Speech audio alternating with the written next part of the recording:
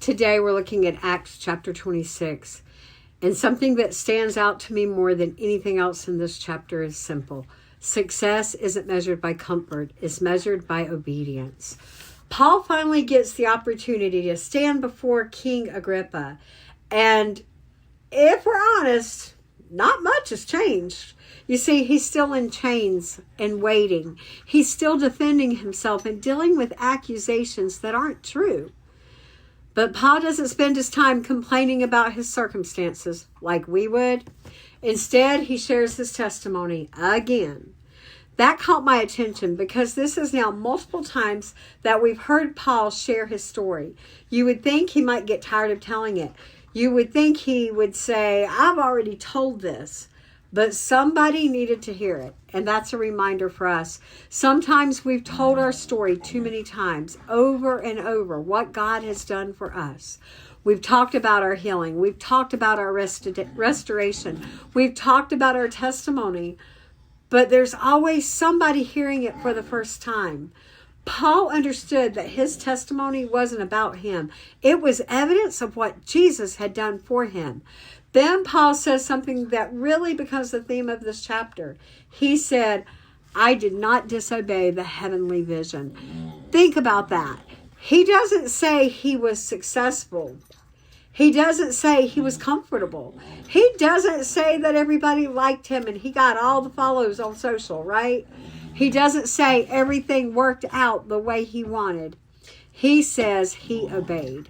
That's how he measured success.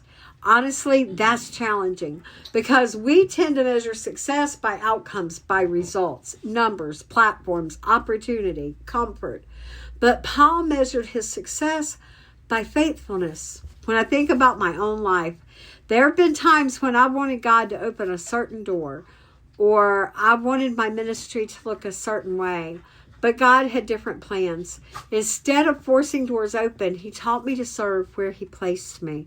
Sometimes that's hard because it might not be where I want to be. The platform may not have looked the way I expected, but obedience matters more than appearance. And that's what God is teaching us here. Then Festus interrupts him and he says he's crazy. And honestly, that shouldn't surprise us. People who don't understand what God is doing often assumes obedience makes no sense. But Paul wasn't living for Festus's approval. He was living for God's approval. Whose approval are you living for? Then we come to one of the saddest moments in this chapter. Agrippa. He hears the testimony. He hears the evidence. He hears the gospel truth. And his response is basically, you've almost persuaded me. Almost. Close, interested, considering it, but not surrendered, not fully persuaded. That's a dangerous place to live because almost persuaded is still not persuaded. You're still not surrendered.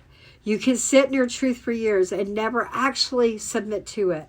Finally, Paul says something beautiful. He says he wishes everyone listening would become like him except for the chains. He wasn't trying to win an argument. He was trying to win a people. That's a lesson the church needs today. The goal isn't to prove that we're right.